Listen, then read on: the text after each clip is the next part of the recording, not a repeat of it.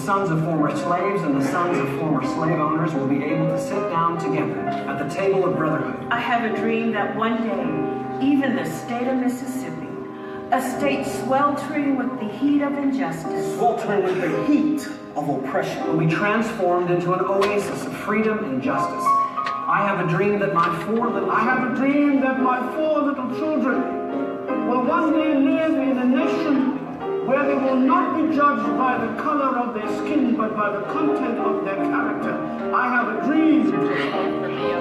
I have a dream that one day little black boys and little black girls will be able to join hands with little white boys and little white girls as sisters and brothers. I have a dream today. Yo tengo un sueño hoy. I have a dream that one day every valley shall be exalted, and every hill and mountain shall be made low. The rough places will be made plain, and the crooked places will be made straight, and the glory of the Lord shall be revealed, and all flesh shall see it together. This is our hope. This is our faith. With this faith, we will be able to hew out of the mountain of despair a stone of hope. With this faith, we will be able to transform the jangling discords of our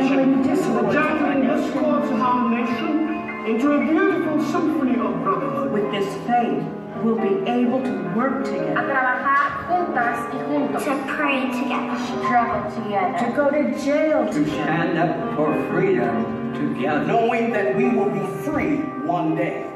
When we allow freedom to ring, when we let it ring from every village and every hamlet, from every state and every city, we will be able to speed up that we'll be day. able to speed up that day when all God's children Black men and white men, Jews and Gentiles, Protestants and Catholics, will be able to join hands and sing in the words of that old Negro spirit. free at last, Free at last. Finalmente libres. free at last. Free at last. Free at last. Thank God Almighty, we are free at last.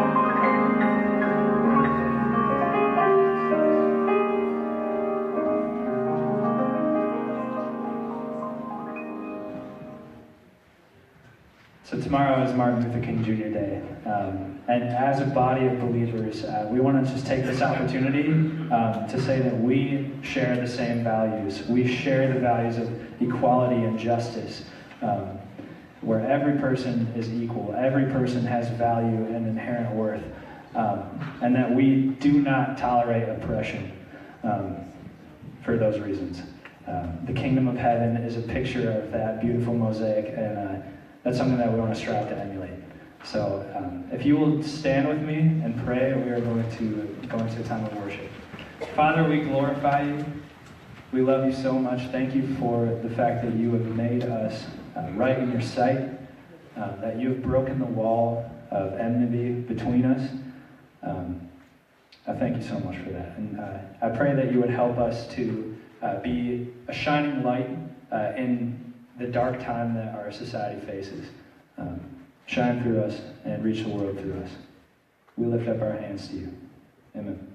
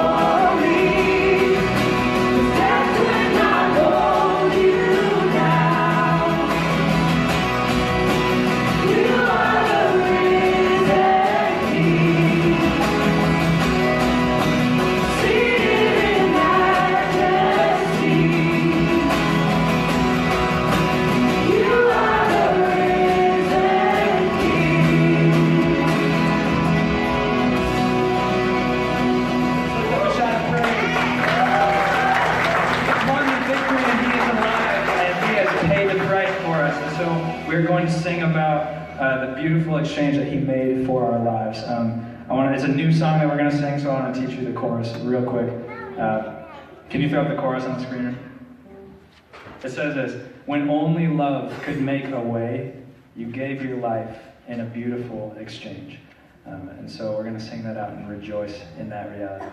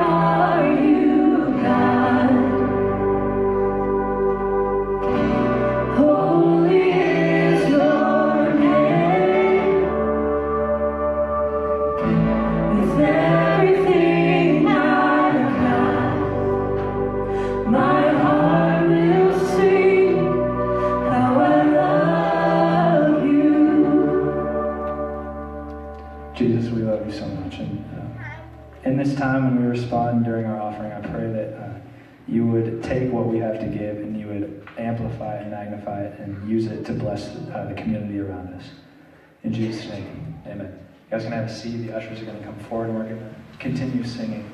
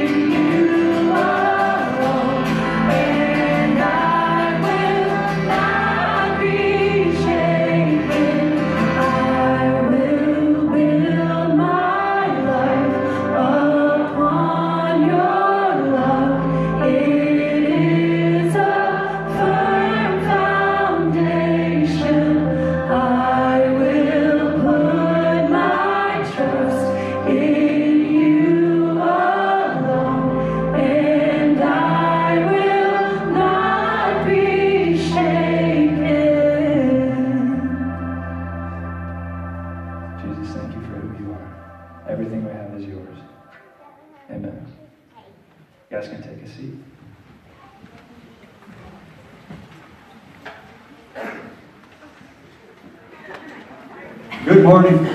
I'm Steve. I'm Debbie. Parker. Parker. Here we are. We are the Parkers. There's several Parkers here. Only we're not related to the other Parkers. If you don't know. We're here just for a few announcements this morning. So starting next week, parent workshop after service for like an hour, and it's open. It's free. Number one, it's open to everybody and anybody that is a parent, a grandparent, or somebody that disciples children or teenagers. It's just going to start right after the service. I think it'll be up here up front, but if you have any questions about it, was it 3 weeks long? 3 week it's program? a 3 week series. Yep. So starting next Sunday for 3 weeks. Very good. Also, last week, Aaron touched base on some of the extra things that we do as a church. He talked about the Move, which puts out all the different programs that the Fearless Network provides. He also talked about member-led initiatives, which myself and a couple other members, Tim and Stacy, are part of, which is the outdoor ministry. And we would like to invite you all to Big Buck Night and Outdoor Ministry Potluck next week. We had a great turnout here for our little Third Coast Potluck, and we'd love that to continue. We're going to hold that at Wren's next week at the main campus. It starts at 6 o'clock. There's our big buck There. right there. It's really not going to be that kind of big buck, but if you get the point, bring your horns, bring your brax, bring your mounted fish, whatever. We'd love to hear your stories. Emily, you can bring Aaron. That's You can fine. bring your that's fine, and his horns. That'd be good. That'd be good. Also, next week we start our new series about starting over. It's how to get over your past regrets. All of us carry that with us every day. Our past haunts us sometimes, and you never even realize that it may be a problem. But if you do or struggle with some of those things, next week we start our new series all about starting over. And it's a 5-week series, and how you can start over and forget your regrets and move forward and live the life that Jesus wants us all to live. Huh. I think we have a little video. I think we do have a video. Let's watch that. Regrets. We all have them. We regret the things we've done. We regret the things we haven't done. We even regret the things that have been done to us. We wish we could change what happened, and we long for something different. What if we could begin again? What if we could start over?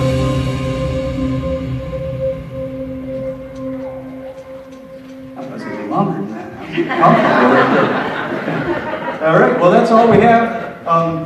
Children, Jason, where's he at? Where's Jason at? He's back. Oh, we're doing Angel. Oh, great. Debbie learned a new term at work this past week, how you're supposed to talk. So what is it?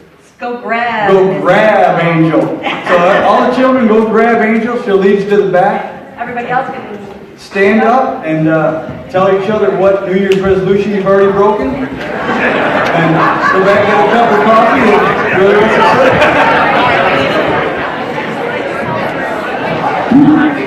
Well, hey, good morning. It is wonderful to see you all this morning. My name is Aaron. I'm the lead pastor here at Third Coast Church, and we're excited to have you. In just a few minutes, we'll kick off our message video with Dan Seaborn. He was with us at Ridge Point last night, and this morning he's with our sister church, Cultivate, in Hamilton. So we'll be showing his message via video in just a few minutes. But I want to get up just quickly this morning and say happy birthday to you, because you, church, are 1 year old. Woo! Whenever it's my kid's birthday at home, we make chocolate chip pancakes for breakfast. We didn't do that this morning, sorry. And then we always start breakfast by saying, 5 years ago on a snowy winter day, Mama's water broke. But about a year ago, in the public school here in Saugatuck, we kicked off church. And we had this bold dream that God would band together a people to love one another, to love the world, to love their city in the way that pulls people into the full life that Jesus has for them.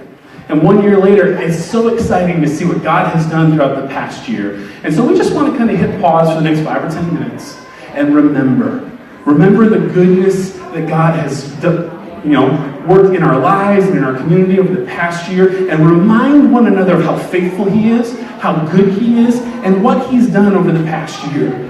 When my wife and I were in Ireland this past summer with her parents, we went into this restaurant in this little city. There was a whole bunch of people in there. We sat down, and we were waiting to be waited on, and no one was coming to wait on us. And we looked up, and there was this happy birthday sign. And we started to realize that everybody knew each other except for us. And then we started to realize we had crashed somebody's birthday party. This guy named Seamus was turning 60, and everybody was talking about Seamus. So these people over here, a guy would pull together 6 or 8 people and tell a story. Seamus, oh, and they'd all laugh. And then it happened over here too. We realized we're the Americans sitting in the middle of this Irish birthday party, eating their free food. So I got up, I bought Seamus a drink, said happy birthday, and we left. But like an hour later.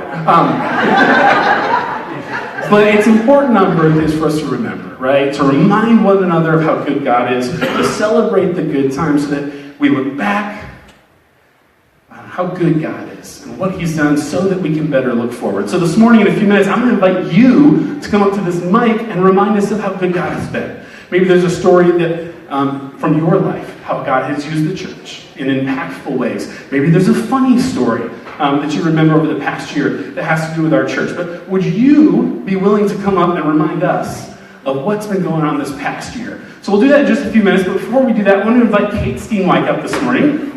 Kate is the chair of our elder board for all 3 of our Fearless churches, and last year, Kate commissioned our church with some words of encouragement. I want to remind us today of some of those words that she used to commission us, and also to just say anything the Lord has laid on her heart for our community this morning. Thanks, Aaron. I'm excited to be here. I feel a little bit like I feel Paul may have felt when writing letters to the churches that he felt he had been a part of and helped start in some way or another. In Corinthians, he says, I never stop giving thanks for you when I think of you. In Colossians, he says, I never stop praying for you that the Lord would fill you with all spirit and wisdom. And on behalf of all the lead elders, that's the way we feel. We have so much love and fondness and affection for all of you, and although we don't get to see you that as much as we'd like, you are a part of us, and we are a part of you, and we're all in this together. And so I'm just excited to be here on behalf of the elders and say happy birthday and share in this special day with you. As Aaron mentioned, a year ago or so, some of you were at Ridge Point getting ready to start out on this venture, this church plant in Saugatuck. And at that time, I don't know if you do this, I've just kind of started it. Last year was my first year. The Lord laid a certain word on my heart, like my word for the year, and it was courage. And I knew it applied to me personally, and I also knew it was going to apply to me in leadership and to the churches. And so I had shared that I knew we were all going to need courage this year. We would be people of courage and churches of courage. And now, as I look back on that, how true that has been, right, church? You guys have needed a lot of courage this year, and you have shown so much courage. Courage to persevere through trials and through difficulties. Courage to stand up for God's truth when needed to be. Courage to wait and be still when you weren't sure where you were going to meet, what was going to happen, but to wait on the Lord and His timing. And courage to lay yourselves down. Courage to sometimes resist the urge to say something back to someone.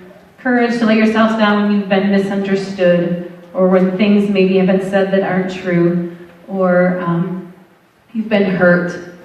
And sometimes I think that's the hardest courage to have.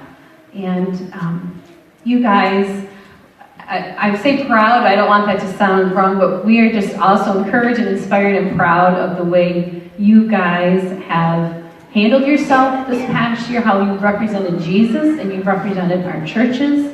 And I know He is so pleased that you have been found faithful, and that for those of you that a year ago started out on this unknown, left your comfort zone, we know that when you do that, it comes with a cost. It always does when you follow Jesus. But the reward, I hope you find, is so much greater when you do that. The blessings you receive through following Him. And it's been a privilege and an honor to get to watch that and to pray for you guys as you begin to see God unfold His plan for you, for all of you in your church. And for Aaron, thank you for your leadership.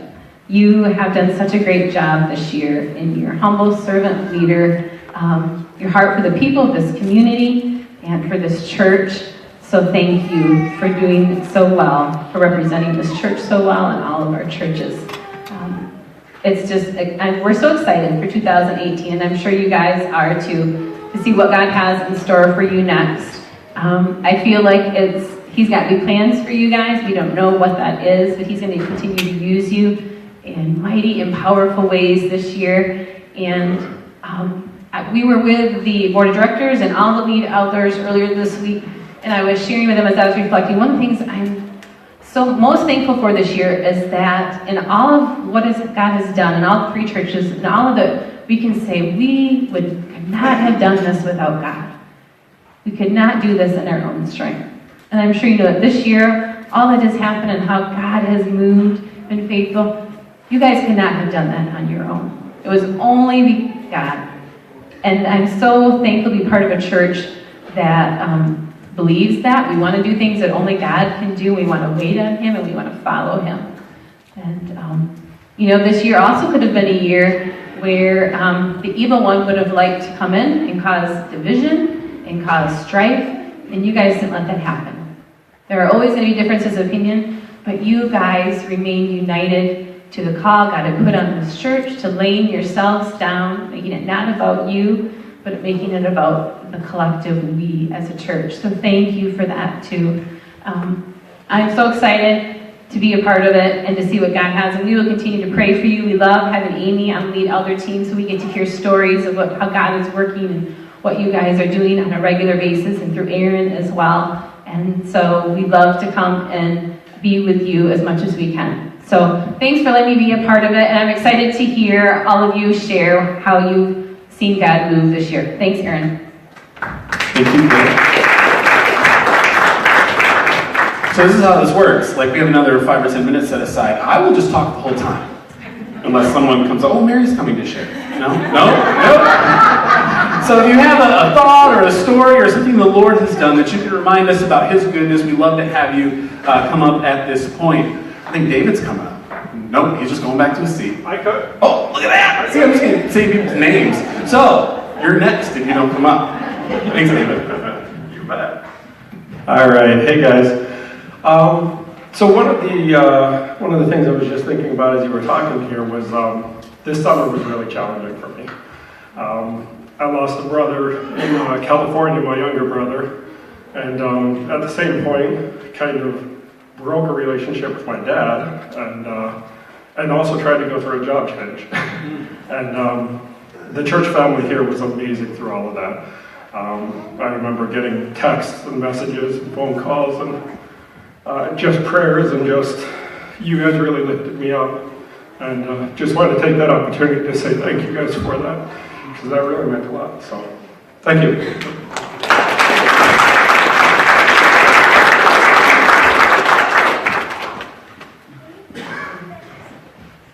If you'd like to share, you guys can just come up on this side. I will tell you, this year's been hard for me too. We had some drama as a church, but a lot of that was just directed at me personally, and my family personally, and there was some personal attacks that people did on us that were hard. And it was only because of this family, because of your encouragement, because of your support, that we're ending this year saying, man, that was worth it. That was good. God was good. God was faithful. Because all of you were a part of it. Because all of you were saying, yeah, the Lord has called us to be a family, to be His church in this place.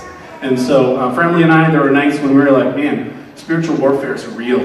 And the hardship is real. And this isn't worth it. This is for the money, It's not worth it for anything physical in this world. But because of you and your encouragement and this family, where we look back on 2017 saying, it was a hard one, it was a good one. God's faithful, and He showed us that through our faith family. So thank you.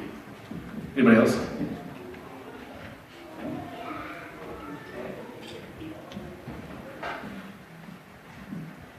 I don't even know what I'm going to say, but I just want to stand up over there. I'm just proud of this guy, and I want to just shake him. I just want to say I honor you and thank you. We're all part of families, right? And each of us are part of a family who has pieces that are broken. I know I do personally, and I know that hard to do that. It's hard to do what you're supposed to do just on a regular basis and struggle with family. And somebody said to me a few years ago, and it's just really stuck, that, we wear these Fearless Follower bracelets, yep. And the one that she had, all it said on it was family. And it just seemed like a strange message, but to her it stood for, forget about me, I love you. And that's the bracelet I want. And that's the bracelet I think would represent us really well. And Aaron has been a good dad. We have a great father that leads us and that pulls us together and reminds us to knock it off when we're doing something that we shouldn't do. But we also have a good dad right here. And so I'm just thankful for him, and I just want to say thank you.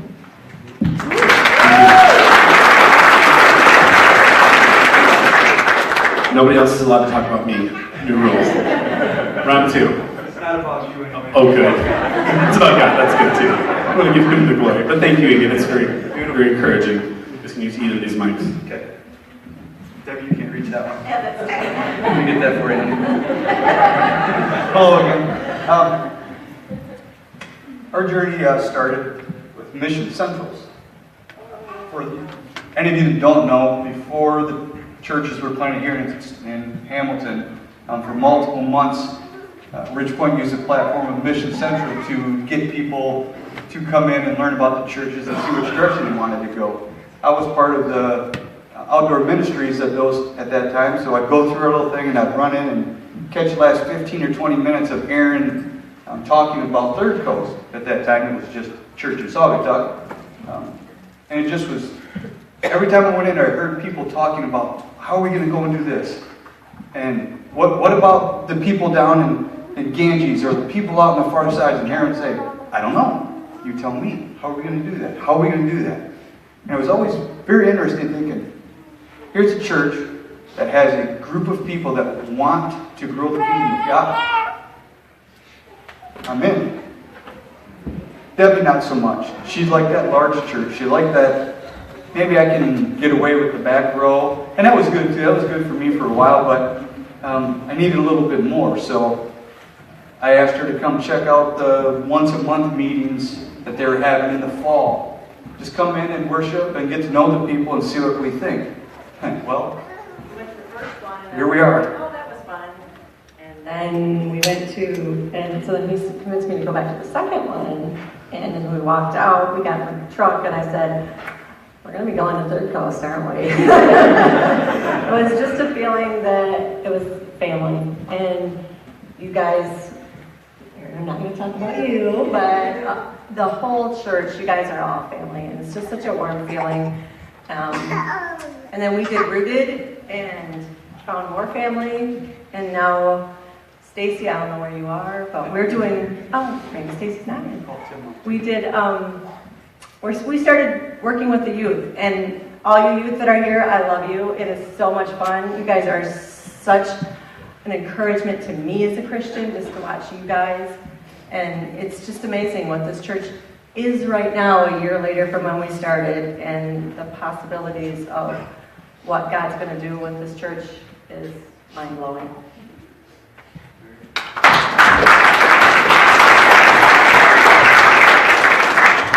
We'll do a last call here. So everybody standing at the end of Ken's can go, and if you're not, you can't. So I'm just going to talk a few minutes about the struggles. And so I went to one of those meetings in the library in the community in Saugatuck. And I sat in the back. I was going to say like a little mouse, but I'm not a little mouse, so maybe a big rat or whatever. But what I saw there was a few of you folks get up to that mic. And it kind of defines who you are. There was some real character there. We weren't fighting, but we were being bold. And I think that's really important. I think that's what God wants us to do. And I'll never forget that. Okay? I'll never forget that. And at that time, that wasn't fun stuff, was it, Aaron? But It defines who we are and what God wants us to be. And it was a burden. And where I work in the little conference room, there's a sign on the wall that says, God will either lighten your load or strengthen your back. So remember that. He doesn't tell us what he's going to do, but he's there for us. So I appreciate the character of this body.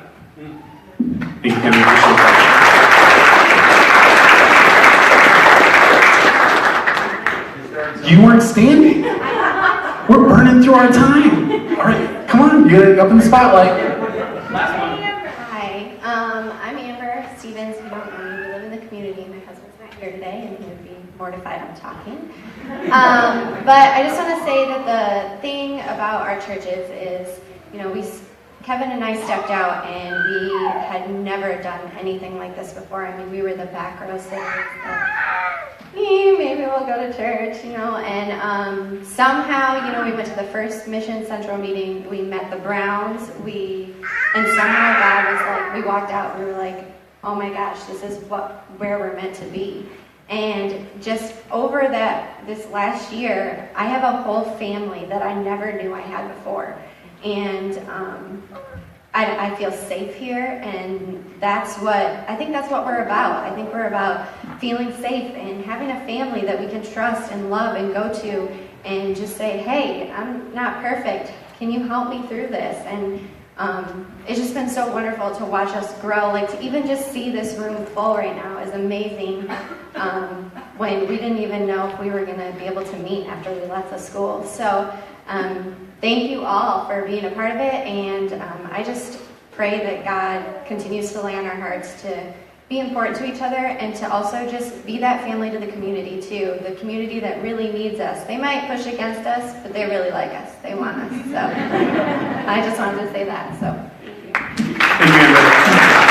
So we're going to go ahead and move on at this point. We got about 11 minutes left until 11 o'clock, and we have a 37-minute video to watch. So you do the math. But we are thankful for you guys. And the word I keep hearing, both from you and from the Lord, this coming year is family. And I mentioned that last week, but I believe that God put his people on earth to be bound together by the common denominator of Jesus, to be the kind of family to one another that so many of us haven't experienced with our biological families. We pull each other into the lives that Jesus designed for us. So as we move into 2018, my desire for you, my prayer for us, is that we would be the kind of family that radically loves one another, that radically welcomes anyone from anywhere in our city, in our region, into faith family, and that we would share the love, the peace, and the hope of Jesus in a way that changes the world around us. So let me pray for us, then we'll move into Dan's talk. Jesus, we love you. We thank you for the good that has come out of our journey this last year, for your faithfulness in carrying this family,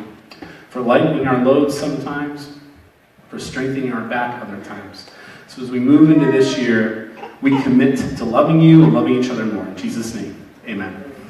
So it's my pleasure to introduce you Dan Seaborn. He's a pastor at large in our area. He started Winning at Home, which is a counseling agency based out of Zealand that my wife and I have benefited greatly from, and I know some of you as well. This talk happened last night. He had us in mind when he was preparing it, and there's a little shout out there for you. It's 37 minutes long, so if you gotta leave halfway through it, we understand. We love you. We're not going to throw anything at you, but if you do leave early, you're going to miss birthday cake, so there's that. So let's go ahead and we'll welcome Dan with us this morning. It's great to be here with you. Let me give a shout out to West Coast too, because I believe they're going to Third Coast. I always say West Coast, it's Third Coast. I was down there last week and I had an absolute ball down in Saugatuck, and so bless all of you who are watching my video. And let me also say, today at noon I was sitting in the Breslin Center. I watched the team that on paper was not supposed to beat the other team. I watched them win.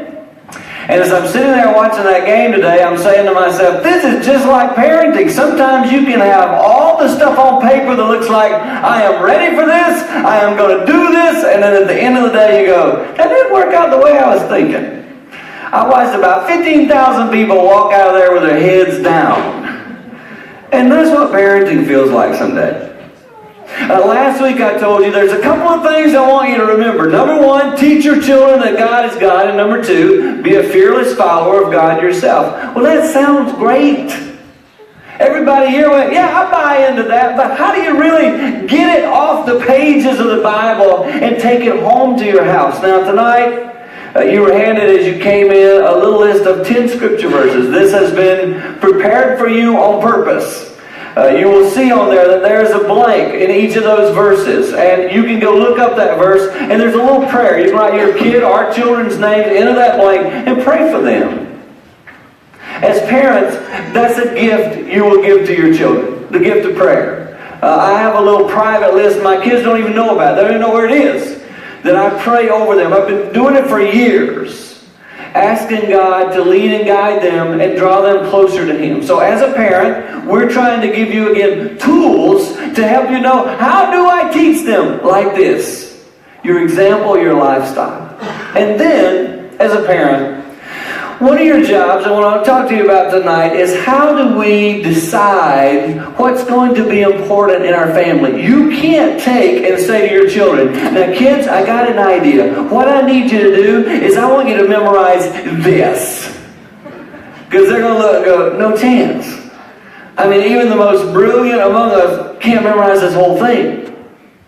So as parents, what we got to look at ourselves and say is, what am I going to do to make sure I do teach these guidelines and commands, the very scripture you just saw in the video? How am I going to get those principles into the life of my children? So tonight, I'm going to try to bring that back down to a practical and a relevant way to do it. So this is something Jane and I did when our children were very little. I talk about this quite often when I talk about parenting because, again, my goal is to help parents at all ages and stages tonight have some ways they can go home and apply these principles of teaching your children in your home. I'm not worried about you teaching your children at church. I watch you. You walk in, your children are very respectful, obedient, but I know that's not the way it looks in your house sometimes. I was thinking the other day, I was walking through my neighborhood going, if I could really see the things that are said sometime in these houses, just in my little neighborhood, I'd be blown away. If y'all saw how I've acted in my house, you'd be like, that's Dan?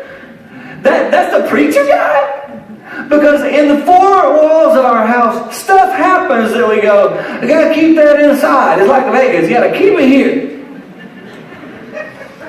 And what I've got to do as a parent is say, well, when it's all said and done, what will be the things that I'm willing to die for? Right now, if you have young children, you know they're going to reach teenage. What am I going to say are the guidelines and rules that if you break that one, you're going to have to move out? What is that? That's hard. Some of us in this room have had wayward children who left home. We did not plan on that. That was not the goal, but it happened.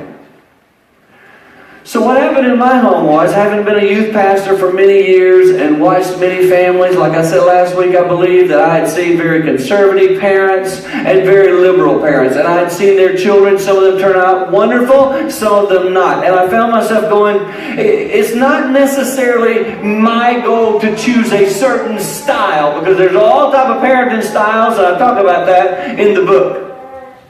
And the little thing I want to talk to you tonight that was foundational for us, and I've referred to this before here, but it's important for you to get why it matters.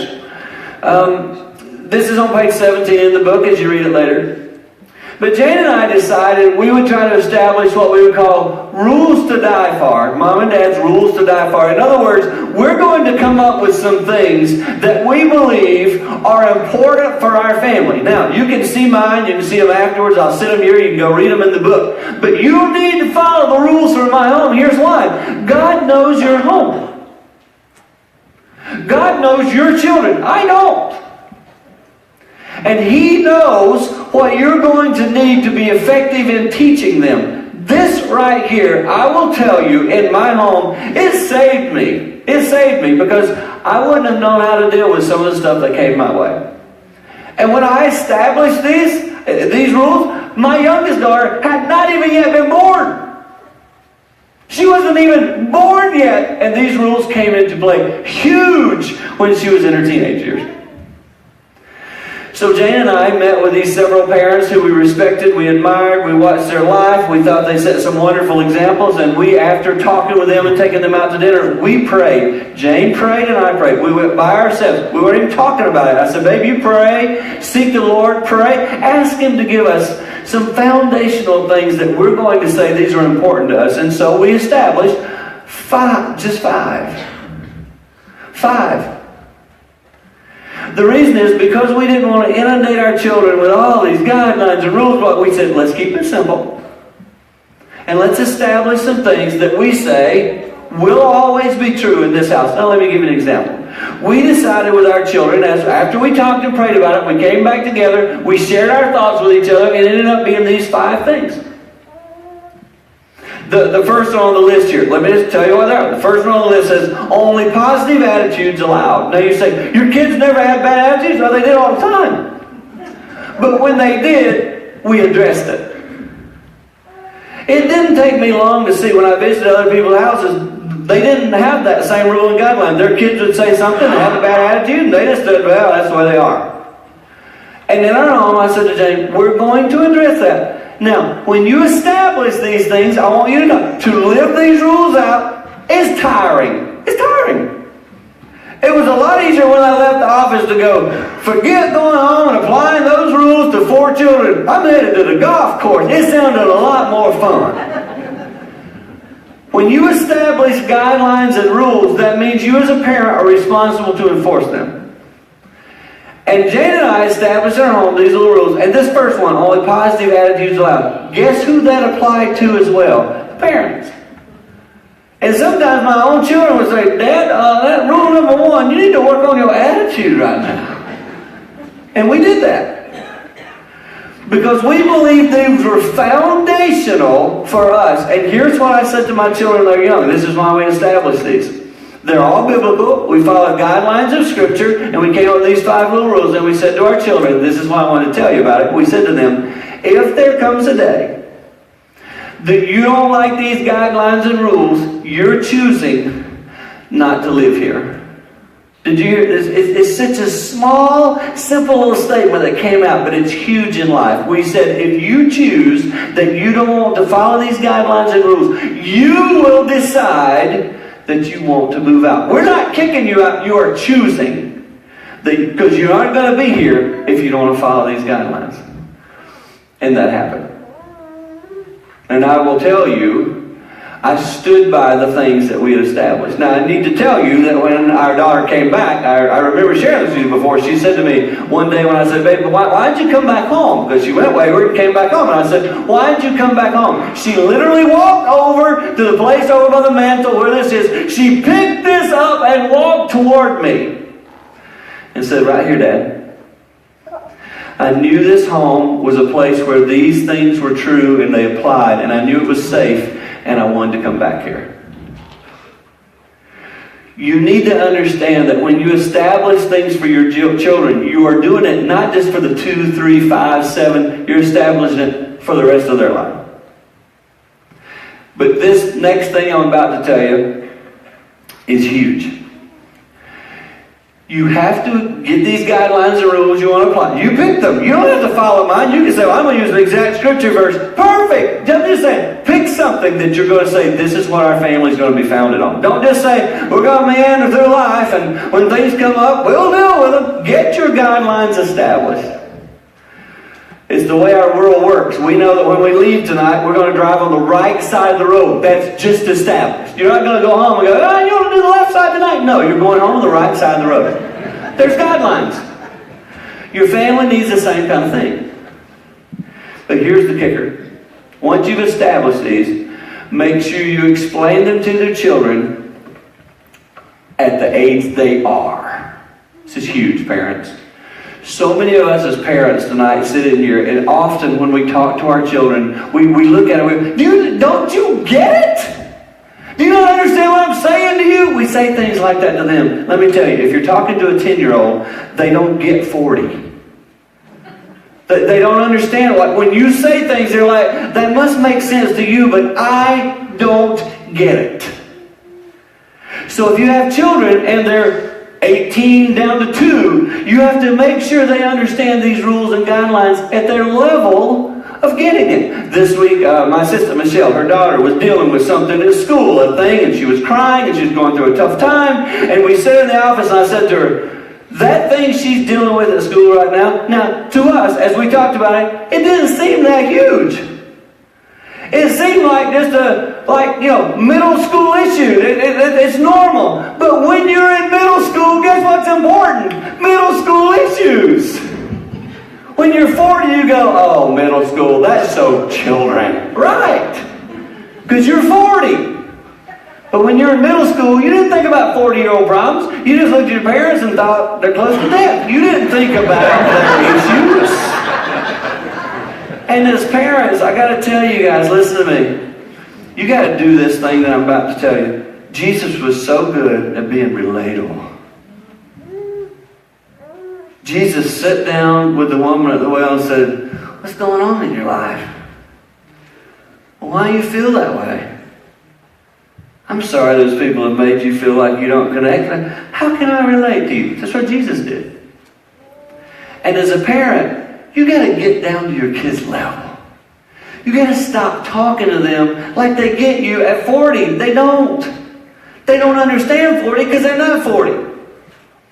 I want to give you some steps to being relatable. They're very simple. They're just some practical stuff, and I'm going to do it in a way that I think will make sense to you. In order to be relatable, the first thing you got to do, Patty, help me out here a second. First thing you got to do to be relatable is this. You got to set aside the way you think and your world and just go into their world for a moment. So if you've got a 10-year-old, set aside your world. I watch on my street here a couple of summers ago, I watched kids riding up and down my street on one of these, a ripstick.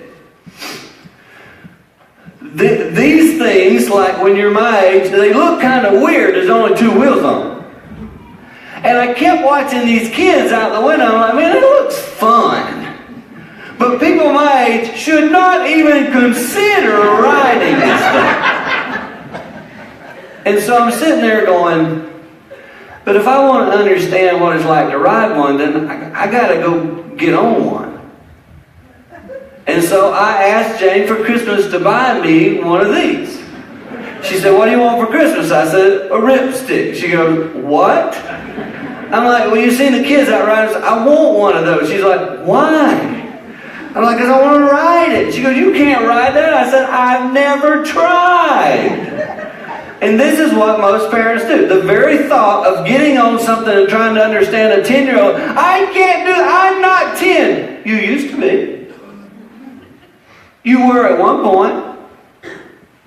If you want to relate to your children, you got to put aside the way you think. And then you got to, I'll call this next thing, vicariously get yourself up in position to do this.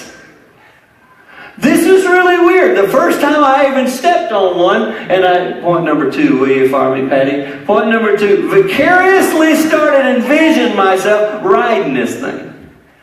I stood on it. I couldn't even hardly stand. I was just falling all over the place. But I thought, I've got to vicariously get myself, okay, I can do this.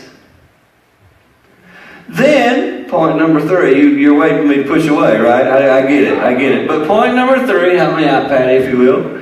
The third thing you got to do in this idea of being relatable is to ask yourself, what would connect with these children? So I thought to myself, how am I going to connect with these 10-year-olds that live in my neighborhood? How am I going to get to push it up hard? How am I going to go out here and relate to them? Well, the best way I'm going to do it is just flat out give it a shot, give it a try. Go, I got to go do it. So I started riding this thing, and I mean, I'm 57 years old, okay? I just got to tell you, in my neighborhood, all the people think I'm crazy because I go up and down my street all the time. The kids will get it out, and I jump on and I ride it. Now, I don't look normal.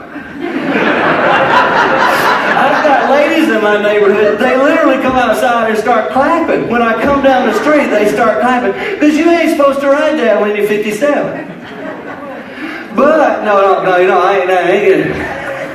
Thank you, man. I appreciate that. That's awesome right there. I appreciate that. But the reason I did it was I wanted to relate to them. I wanted to get it. And now I go out and they'll even come out of the house, Mr. Seaborn, you want to go for a ride? Your children are looking for you to understand their life. They're not opposed to the guidelines and rules that you have in the home. They just want to understand why. They want, and to do that, you got to be relatable. And if you're going to do it, then you just got to do it. You got to get into their world. You got to understand what they're dealing with.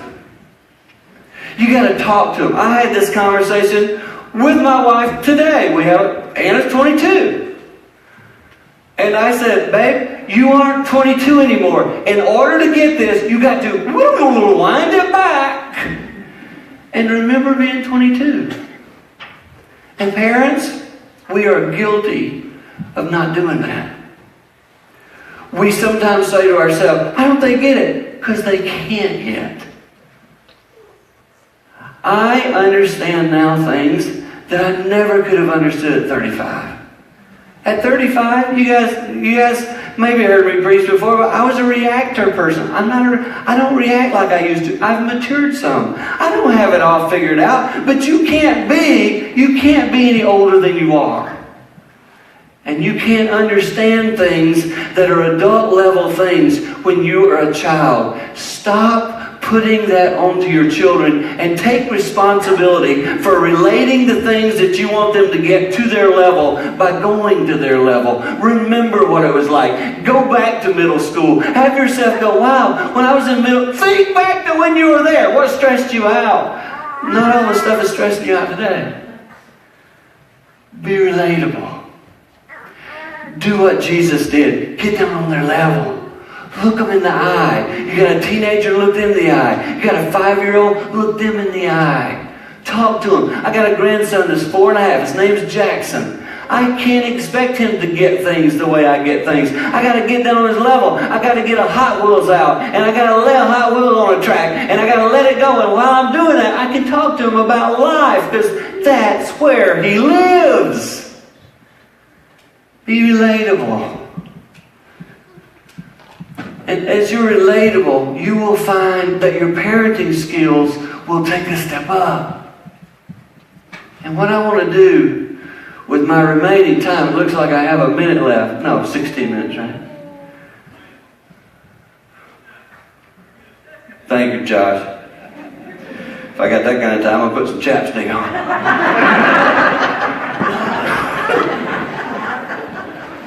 I want to give you what I call the top 10 mistakes I have made as a parent. I've memorized a lot of scriptures. I've got scripture verses on the wall in my house.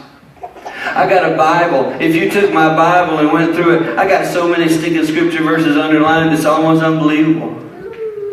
I could quote a lot of God's Word, and some of y'all are just like me. You got the scripture and the holy stuff, you got that all figured out. But the getting it out there in the real world and applying it in your family life, it's a little tougher. And Dan Seaborn, along Life's Way, has made some mistakes. And with the goal of helping you maybe turn the corner a little quicker than I did, I want to share what I call Seaborn's Top 10. Just things that I wish that I've done differently and just areas where I've made mistakes. And we're going to count them down kind of the 10, 9, 8, 7, 6 style.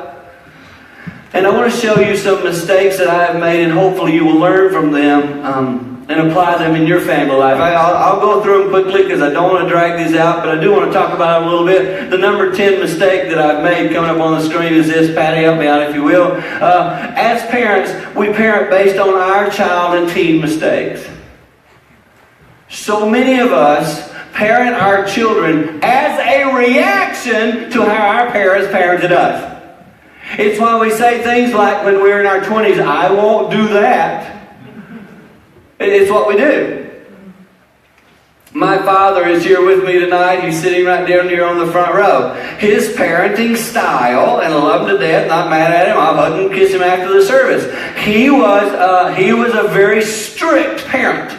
A very strict parent. There were many things I was not allowed to do. Lots of rules, lots of guidelines. I overreacted to that and was too lenient with my children. Because I said, well, I ain't going to raise my children with all them rules and guidelines. I wish I'd have kept a couple. We overreact.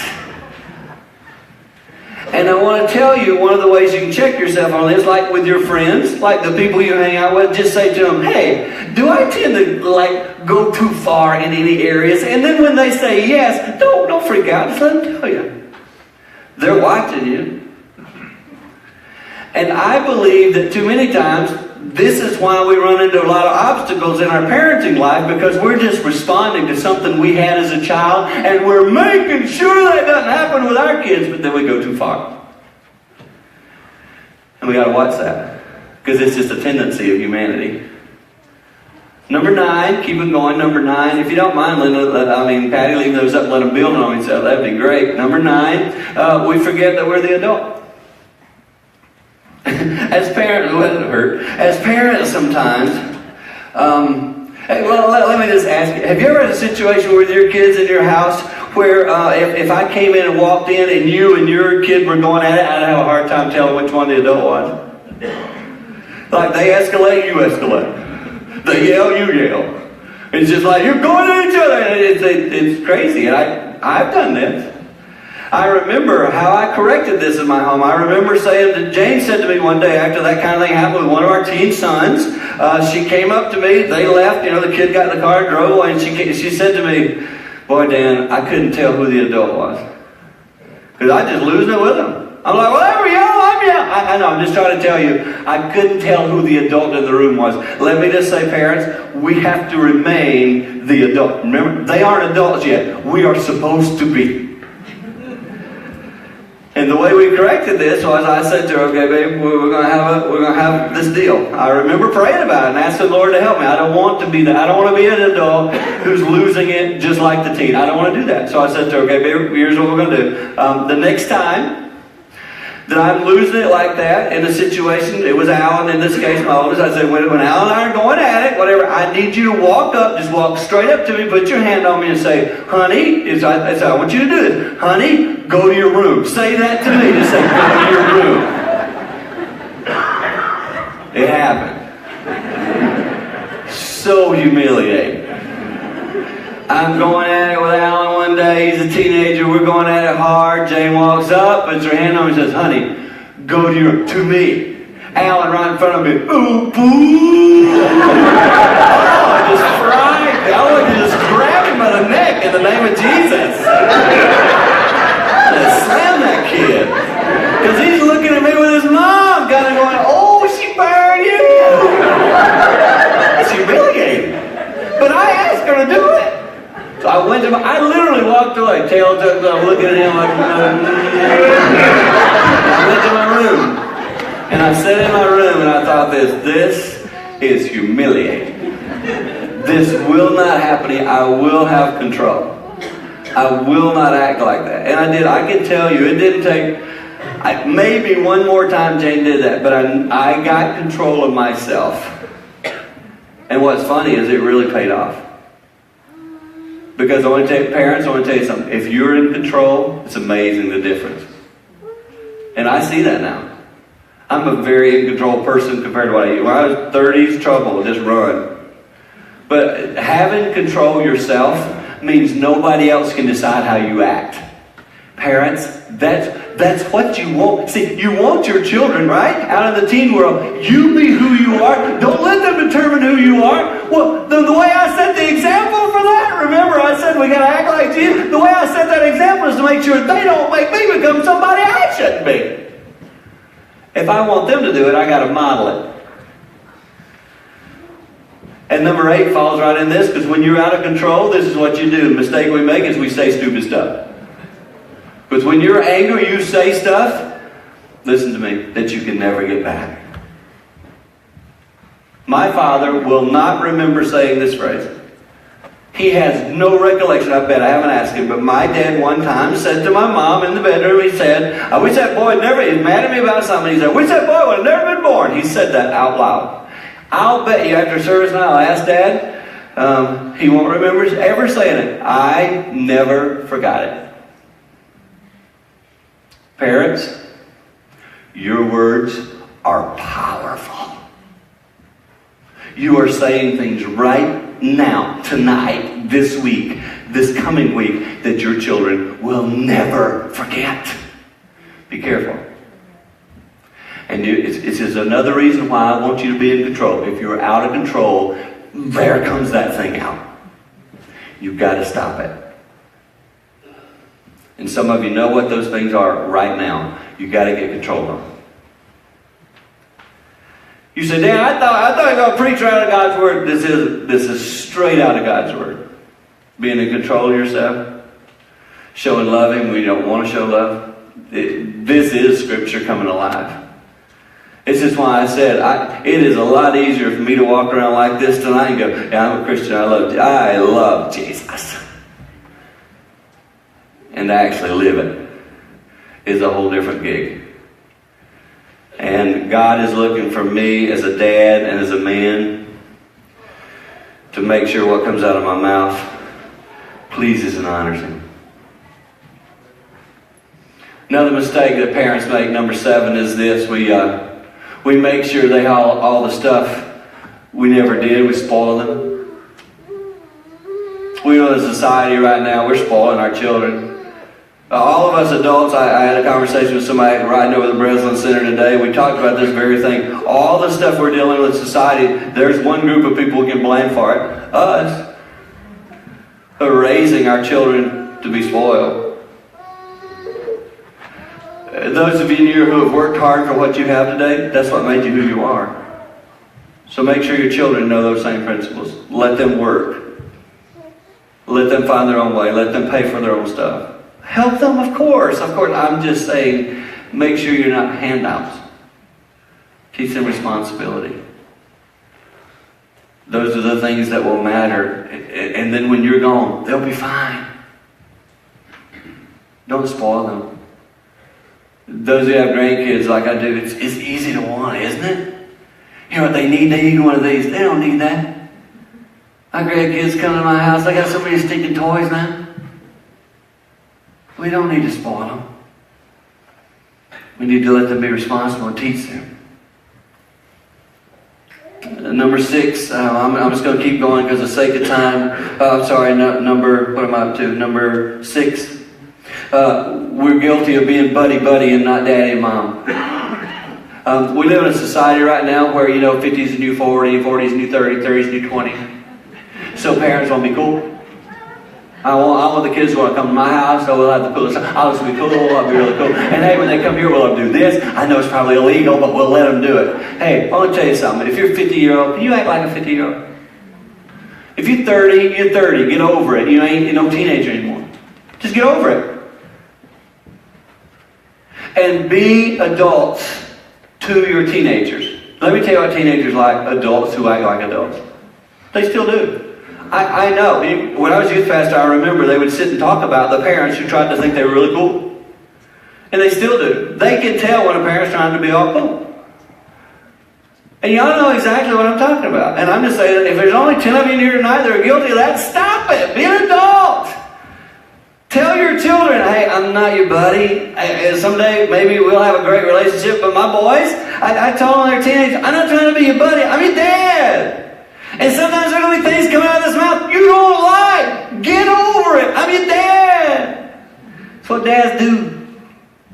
Dads got to be dads. And someday when you're a dad, you get your turn. Be the adult. Act like an adult. Be a responsible adult. Because see, someday your 16-year-old will be 30 and 40. When they're that age, hopefully they'll act like you. Be the adult. Number 5, we try to keep our children from suffering the consequences of their mistakes. But we're living in a society right now where, don't let them suffer. Hey, sometimes it's okay for them to go through the pain of what they've done. When my daughter was making poor choices, I said to her, baby, someday, all this stuff's going to... No, I'll be fine. I said, someday this stuff is all going to come back and you're going to have to work through it all. And she said that to me recently. It's really hard, yeah. But you got to go through it. And no shortcuts here. You got to deal with it. I remember when my son Josh, he was my fast driver. You couldn't get Josh to slow down, man. He would just, when he got his car, he had a little Ford Taurus, and he tore it up, man. He would just driving to school one day. He calls me. Jay, what's up? Call me on his phone. Dad, I'm like, yeah. He said, I got pulled over going to school. Can you believe it? I'm like, yeah, I can believe it. Dad, the ticket is $100. I'm like, wow, man, that's crazy. How fast were you going? Oh, I can't. I didn't think I was going. You know, the whole thing's all the cops' fault. But anyway, he got the ticket. He said, Dad, that's going to take all my money. And I was like, man, that stinks. Are you going to help me pay for it, Dad? No. But Dad, that's all my money. Right. Slow down. You would not lose $1 if you slowed down. Oh, Dad, you serious? Yep. Hung up. Called me at 3:35. Dad. Yeah, Josh. Remember I got tickets this morning on the way to school? Yeah, Josh, what's up? You can't believe it, Dad. I got a ticket on the way home, too. I pull over and get Dad, it's $120. I'm like, $220 for the day? Dad, you gotta help me with this one. No! Lord, son, you didn't even learn from this morning.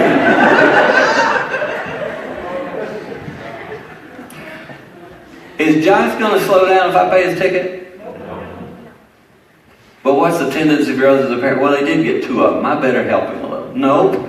I didn't drive that car, and he needs to slow down. And his brother Alan used to love when he got tickets, because Josh just lived to get tickets. Josh finally moved to Camden, New Jersey. They don't have cops out there. He is in heaven. But anyway, he's like, Dad, you can drive whatever speed you want out here. It's awesome. Teach your children to be responsible and to deal with the consequences of their decisions. Number 4, parents, we are guilty of not saying I'm sorry. There are some parents in the room tonight. You have done some things in your parenting that have hurt your children. Now, you want your children to say sorry. You want them to always fess up. But you have a hard time saying the 2 words, I'm sorry. And I want to tell you tonight, as a parent, I would tell you I have said those 2 words more than my children. My children, if they walked up on stage and all my failures, they would say, one of the things Dad's not afraid to do is admit when he's wrong. And I want to tell you tonight, it will humble you.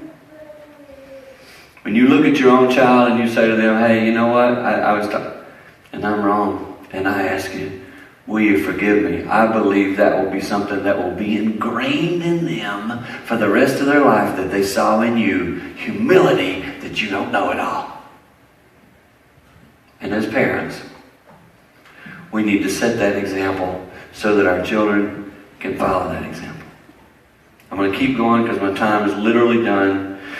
Number 3, we overbelieve and underbelieve in our children, and we all understand the needing to believe in them. The underbelieve, we always say, "Well, as parents are believing their kids more." I want to talk about the other one for half a second here. Sometimes as parents, we overbelieve in our children, so we say things, "You're the best at this. You're the best." I don't do that with my kids. I believe in my kids. They got awesome talents and abilities in many areas, but I've said to them, in some areas of life, you aren't the top. It's okay. Celebrate other people who are good there. I remember in high school, my son was not the best basketball player. He was killer with academics. He was awesome. But he wasn't the best basketball. He was good. I was his coach. He was good, but his buddy was better. And I said to him, celebrate your buddy, because he's good. Alan did. His buddy could not celebrate his academic abilities. And I'd say to Alan, that's too bad. That kid needs to celebrate. You got a gift there. And I want to tell you as parents, teach your children that in some areas other children are better. Learn to applaud that, and it'll prepare them for the real world. Because in the real world, your kids won't always be the one that gets the top bumper sticker in every area. They won't. Because that's life. Prepare your kids. Number 2, parents can be too lazy to do the legwork to know what's going on in their life. And then I want to go to number 1. So as parents, be involved in the life of your kids. And then number 1, you can think that you're a failure if your kid's a failure. Parents, I wanted to talk about this for a moment, then we're going to close in a song. Listen to me. Your kids are going to fail, and you are going to fail. It's life. But I want to show you something. In the middle of my parenting, when I was failing and felt like a failure, okay? Felt like a terrible failure. One night I was sitting praying, and the Lord laid this thought on my heart. Hey, Dan, what was my first kid's name? And I was like, oh, Lord, that was Adam. Did he fail? Oh, man, Lord, he messed up terribly. And the Lord just laid this on my heart. Did you ever blame me for that failure, or did you just think Adam made bad choices? Well, God, I've never blamed you for Adam's failure. Correct. And I don't blame all your children's failure on you either, Dan. You haven't been perfect. But your child gets to make their own choices. If your child fails, that doesn't mean you're a failure. That means they probably made some poor choices. And I want to challenge you today, like I did last week, take some of that off of yourself. Hey, all of us parents, we have this almost unspoken standard that we think we have to live by. And then if we don't hit that, we're like, I'm a failure. Listen to me. You, if you're investing in your children, you're loving your children, you will never do it perfect. But if you're doing all that stuff, just by being here tonight and saying, I want to learn something about parenting, I applaud you. I applaud you. It tells me you want to honor the Lord with your family. And that's right there. That's what He's looking for. I'm going to leave here tonight and try to honor Him. Will I do it perfectly? Shoot, no. But I'm going to do my best. And I challenge you to walk out of here and honor the Lord with your children. And Father God, I pause to pray a blessing over this audience tonight, those who are watching online. We just pray You'd help us to be effective parents.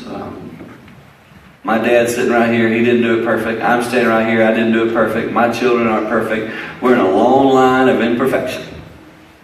And yet, You love us like crazy. So help us to continue to be faithful, to learn and to grow, and to be examples and followers of You, fearless followers. And we all pray this in Jesus' name, saying, amen. All right, we're going to respond with one song, if you'd stand with us.